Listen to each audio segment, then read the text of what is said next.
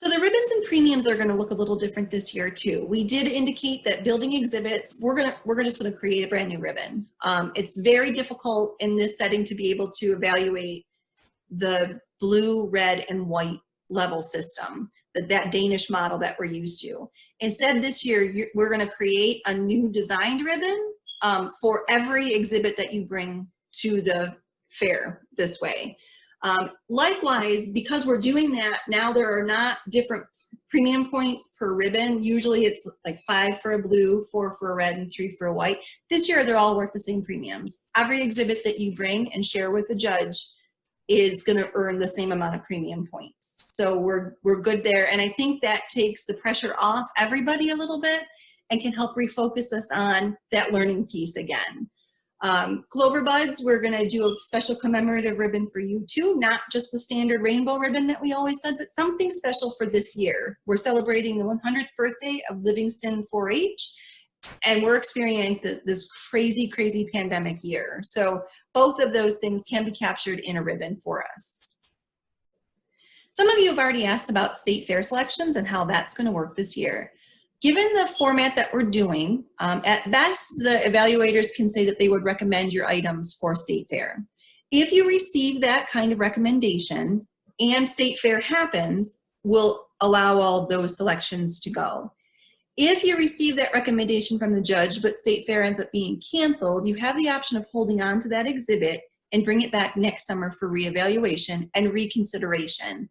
It doesn't necessarily mean it will be promoted next year for state fair, but you can bring it back for reconsideration. In order to kind of soften that disappointment, we've created a Judge's Choice Award, which will be a nice big rosette that every judge can select one exhibitor to receive the Judge's Choice Award. Note that I said exhibitor, not exhibit. This is based on you, the exhibitor, and the excitement and enthusiasm and the conversation that you brought, how you were able to share your learning, what got you excited, what was frustrating to you, how you told the story of all of the things that you did. So the award is for you, the exhibitor, not necessarily any specific exhibit. So we are looking forward to that, and we're going to have a design contest on creating that special rosette for our Judge's Choice Awards this year.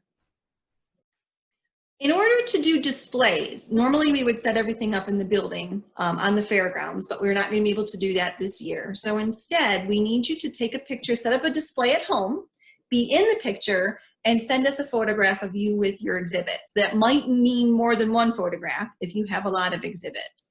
This is really important for a couple reasons. We're going to use these photographs to put in the scrapbook that we're creating and then be shared with everybody that participated in our fair this year. But it's also the record that I have. I'm going to compare your photos with the registration information that you sent so that I can accurately give you the right number of ribbons and the right number of premiums. So that's really, really important. In addition to that, we're going to ask for a written reflection. Doesn't have to be long, and I'll give you some, as we approach Fair Week, you'll have, I'll give you more details about what to include. But it's a reflection of what the experience was for this year that we can capture with your photographs in that scrapbook. I think that's a really important part of the process as well, and you'll receive premium points for that written piece in addition to all of the exhibits that you brought. And finally, I just want to say, if you would just rather wait and hold your exhibits until next year and bring them, you can. The only caution I have for you is that, remember, some of our classes have a limit of the number of exhibits you can bring. Most often it's two per class.